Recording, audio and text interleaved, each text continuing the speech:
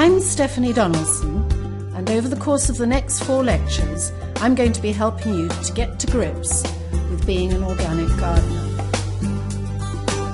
Over the 4-week course, I will be presenting a series of lectures that will help you understand both the big issues, in other words, the philosophy behind organic gardening, and the practicalities, in other words, how to do it. I will guide you through the steps you can take to adopt a chemical-free, sustainable and benevolent way of caring for your garden that will be good for your health and that of the environment while keeping your garden looking great. Lecture 1: The Philosophy and Origins of Organic Gardening. This is an introduction to the subject and the people who have turned an age-old way of tending the soil and growing plants into the most environmentally kind and sustainable way of gardening for the 21st century.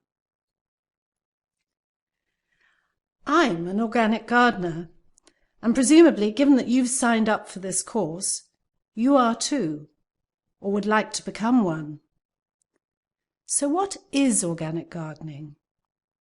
At its simplest, it is cultivating the soil and growing plants without the use of chemical fertilizers, pesticides, or fungicides.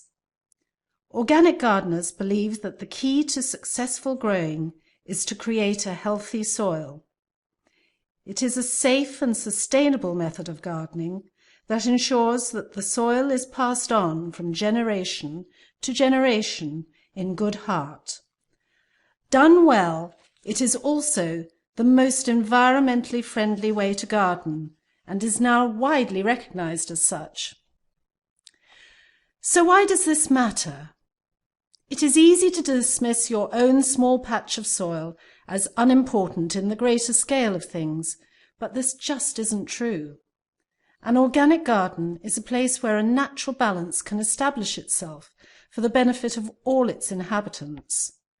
From the beneficial soil bacteria that break down the contents of your compost heap and release fertility, through the myriad of insects, the birds, small animals and amphibians, each has a role to play. Organic gardening is not just about growing your own fruit, flowers and vegetables without recourse to artificial fertilizers or pesticides. It's about promoting biodiversity and helping maintain the chain of innumerable life forms in the process. It is extraordinarily complex and interconnected. For example, did you know that ants are symbiotic with violets, cyclamen and coreodalis? There's a fleshy bit on the seeds which they take down to their nests and feed to their young, before taking the seed away to grow elsewhere. So before dismissing anything as a nuisance or irrelevant, we should be aware that everything has a role in the organic garden, even those we would rather be without. When I began organic gardening, we were widely regarded as eccentrics who wanted to turn back the clocks and return to a bucolic 19th century way of gardening. I don't suppose the fact that many of us, myself included, were hippies living an alternative lifestyle helped. But we had all read Rachel Carson's book Silent Spring, and we were frightened by her description of the damage being caused by the widespread use of pesticides. Although she was writing about American agriculture in the 1960s, it was clear to us that what she revealed had far wider implications. It seems extraordinary now that at the time she wrote her book, the chemical DDT was in everyday use in domestic homes and gardens, as well as in agriculture.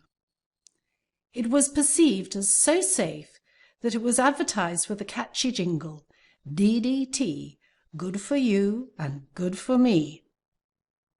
In sourcing this image for my lecture, I was horrified to find another one for DDT-impregnated wallpaper for use in children's bedrooms.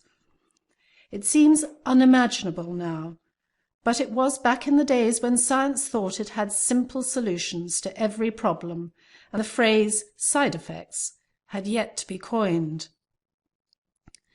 But in Silent Spring, Rachel Carson uncovered the unforeseen harm these pesticides were having on the environment, particularly on birds.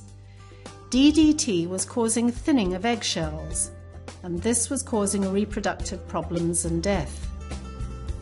Evidence of the damaging effect of this and other chemicals was growing, but the manufacturers had much to lose by going public.